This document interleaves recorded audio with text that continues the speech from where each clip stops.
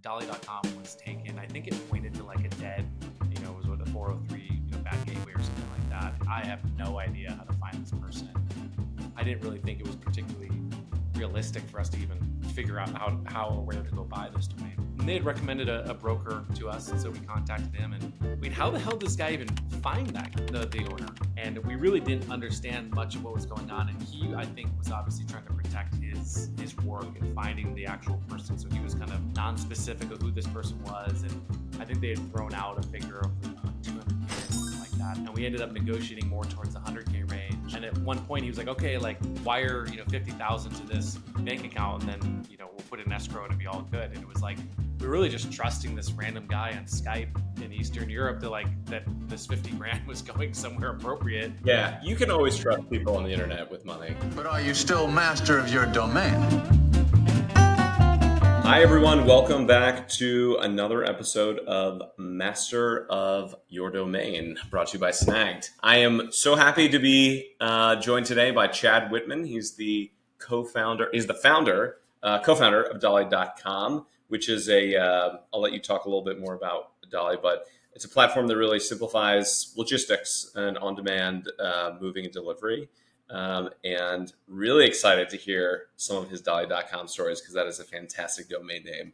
And that is just something I love hearing about. So welcome, Chad. Yeah, thanks for having me. Yeah, I appreciate it. Yeah, I always describe Dolly as like Uber for moving stuff. Is probably the simplest. It's on-demand-ish pickup trucks to move big, bulky items. Nice. Yeah. And I know we were emailing. I had a Dolly delivery the other day. Oh, that's right. You were saying that. Yeah. I'm sure you got an email about it. Yeah.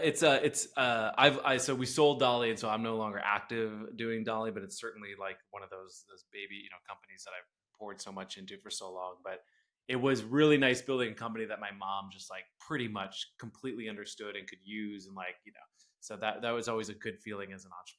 100%. I've always found so much gratification in like building businesses that my parents can use and like tell their friends about. That's always fun. Not knocking like building a cool SaaS company, but it's fun when your mom's like, oh, I sent a BarkBox subscription to, my hairdresser. And it's like, cool, there's value add there. I'm adding value. I'm sure you feel the same way. And then you're fielding customer support tickets and you're like, maybe I do wish this was a complicated B2B SaaS. Yeah, maybe someone else should take mom's ticket.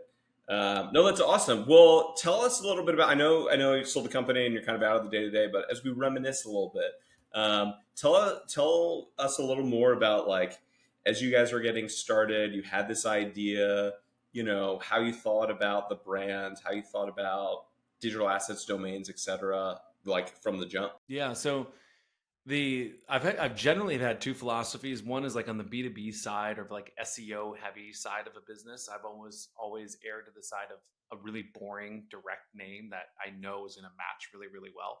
So my first business was EdgeRank Checker, and we literally checked your EdgeRank, which was Facebook's newsfeed algorithm at the time.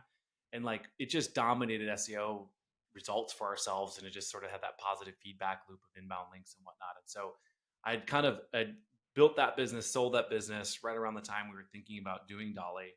And I felt like with Dolly, I wanted to do the exact opposite. I wanted something easy to say, easy to spell, something you kind of like yell at a bar and someone could kind of hear and mostly get that word right. Like if someone at a bar has like things they need to move on demand. Yeah. Yeah, you're just like, it's kind of a loud environment. You're like, hey, you should, this weekend you should use that Dolly app. And like, what'd you say? And you're like, Dolly. It's like, it's probably close enough. EdgeRank Checker, like way too, I didn't want it to be nothing clever, just straight, simple, and straightforward. And the thing that actually popped into my mind visually, we were getting brunch in Chicago and we were trying to think of the name, and we just had a lot of bad names at the time. And I was like, I pictured what I learned later that is technically a hand truck. But I was like, oh, there's like that thing that like moves furniture, and it's like, and then we were like, what? And then my co-founder was like, Dolly. And we were like, yes, that's the name. And the three co-founders, we immediately were like, we know that's the name of this business. Like, let's go grab every handle and domain we can possibly think of to go from there. So it was one of those things that a visual in my head, trying to articulate it, co-founder knew exactly what I was saying. And we all looked at each other like, Absolutely, that's the name. You tried to at first register handtruckthingy.com, and that was taken, so you had to go with Dolly instead. Yeah, I know. It's like I learned a lot about all the nuances in moving equipment. Yeah, so a hand truck is the thing like the UPS guy, FedEx guy uses. A lot of people call a dolly, but that's technically a hand truck. A dolly is that little wooden square thing that you roll. Oh, I see. Gotcha. Okay, so you're like a hand truck snob now. Yeah, we didn't love it. I mean, I don't hate that name, but it certainly doesn't have the pop of. Yeah, it's not like Dolly is awesome. It's tight, it's one syllable. And so, okay, so you guys kind of started triangulating around that name, and then is that where you started? You just like reached out to the owner of the .com. Did you have any other kind of like stuff you wanted to register first? We had sold our last company and we felt pretty optimistic about this general idea of like this was 2014. And so Uber and Lyft were starting to become pretty big in the big markets, but they really hadn't hit that ubiquitous everywhere quite yet. And so I think this is the time. I think this is when Lyft still had pink mustaches. So it was like still relatively early in this gig economy business in the moving and delivery space. And so we were like, we love the name, but like there's a lot to go figure out in the meantime. Dolly.com was taken. I think it pointed to like a dead, it was what a 403, bad gateway or something like that. It wasn't sending to like a GoDaddy auction site or anything like that. It Wasn't for sale, but also wasn't like an active brand or website. Yeah. Okay. right. It was just some sort, and the who is showed up blank. And so it was something I relatively quickly, maybe spent an hour, poking around, was like, I have no idea how to find this person. We don't really have a ton of money to buy this domain. Maybe I'd spend like $10,000 on it or something like that, given our current sort of financial situation. And we were able to grab getdolly.com. I think we bought a bunch of, like dollymoving.com and dollyapp.com, things like that. But we ended up really building the branding around getdolly.com. And that mostly worked. And that we used that name. So we raised then a seed round and then we scaled the business, opened up into 2 cities, and the business was starting to really take off, raise a Series A. And we used some of the Series A money to go after dolly.com, which we'd obviously wanted since day one. Yeah. Yeah. What was the process for that? Did you like bring somebody in? Did you figure out how to get in touch with the owner? Yeah. So Mavron, which is a great fund up in Seattle, they led our Series A, and we had told them like, hey, we would love to go get dolly.com. We think it's important, but we don't think it's like imperative. We really need to know that price before we'd really understand. But I think besides me being a small time entrepreneur and just buying domain names, I bought a couple. Like I remember I was probably like 15, and I read that all the 4-letter domain names were worth $1 million each, and they were all sold. No idea if this is true or not, but my 15-year-old brain was like, well, I'm going to go buy 5-letter domain names. Yeah, because that's next. That's next. That's got to be worth a tenth of the right. And so I went and bought, so I'd just been dabbling as an amateur and just buying cool domains, having a good idea and trying to build a site around it. But I felt like I was like, I have no idea how we're even going to get a hold of this person if they basically don't want to get contacted. I didn't really think it was particularly realistic for us to even figure out how or where to go buy this domain. And they had recommended a broker to us, and so we contacted him, and he worked his way through. And this is like, I think the fascination I bumped into you and sort of your journey. I was like, I don't understand in hindsight, I was so busy scaling the company, I didn't take a step back to be like, wait, how the hell did this guy even find that the owner of the thing? Because it was just like, no, I was gonna say that's exactly right. I feel like as I kind of like built out my companies, and you get like, I feel like as a founder, you get a couple reps at this. Like you do it a few times, but not enough to like really figure out like, hey, what's the process? What are the tools? How do I follow the breadcrumbs across the internet to like actually figure this out? That's been the benefit of just doing like hundreds of deals. You like kind of figure out there's 50 different ways to potentially figure out who owns it, and you have to kind of go down each one. But yeah, totally. That makes sense. And were you like, by the time you guys wound up acquiring it, obviously getting agreement on some sort of price that felt good at the time, and then you got to the other side of that, like, how did it have an impact on the business? Do you feel like it helped with credibility or reputation? Like, was that a good move in retrospect? Was it worthwhile? Yeah. I mean, one step before that too is we didn't really. I think the broker was like Eastern European or something like that, and like, we were interacting with him, like Skype or something like that, Skype messaging, and we really didn't understand much of what was going on. And he, I think, was obviously trying to protect his work and finding the actual person. So he was kind of non-specific of who this person was. And I think they had thrown out a figure of, like 200K or something like that. And we were like, man, like that just seems really pricey for I think we were kind of targeting more in the 50K range. And we ended up negotiating more towards the 100K range. And at one point he was like, okay, like wire, 50,000 to this bank account. And then, we'll put in escrow and it'll be all good. And it was like, we were really just trusting this random guy on Skype in Eastern Europe to like that this 50 grand was going somewhere appropriate. Yeah, you can always trust people on the internet with money. Right.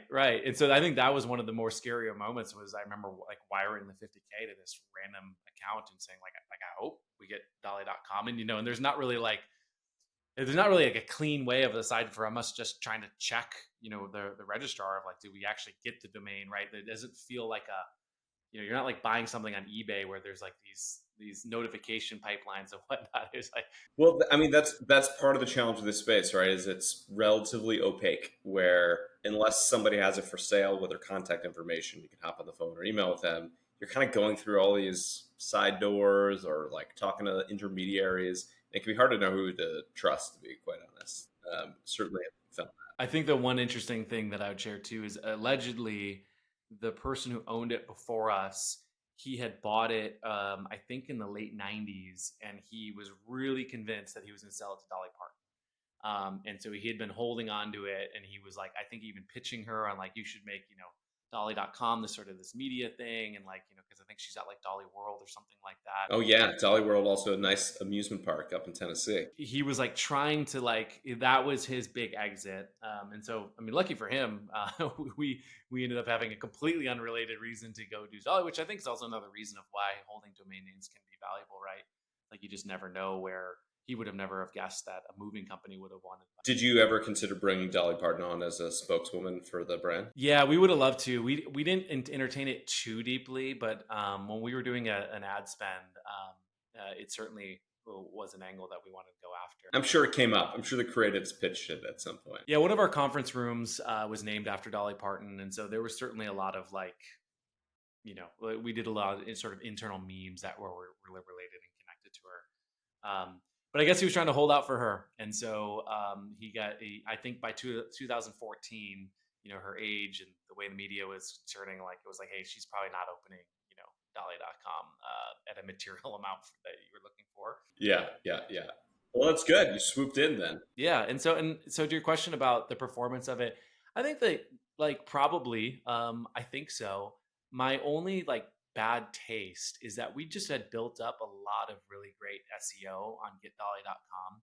And I do think it was kind of a mess in terms of us migrating everything. And I know I've done it, enough, but I always do think that like, if you see any dip in your search rankings or your organic, keyword rankings after, you just, it sort of hits different despite whether you think you did everything right. And you're just like, I'm not positive. But I do suspect whatever that feeling that I may have had, it probably was gone within 6 to 12 months after the transition. And I think that it does, especially our business sort of pivoted away from being a strictly B2C business and turning it a little bit more into a B2B2C business. And I think working with the the IKEAs and the Lowe's and these big box retailers, I think that probably drove a lot of brand prestige in their eyes as well. So it probably paid itself back, maybe more in the B2B deal side than that's a really interesting theme that's come up around, if you're B2B and just getting your emails opened and responded to when you have something like that. There's like the B2C impact with like consumer reputation legitimacy. The same thing carrying over to like, can I get my foot in the door with Target and Walmart? Like maybe it's a bit easier when I have more of like a grown-up domain or digital presence.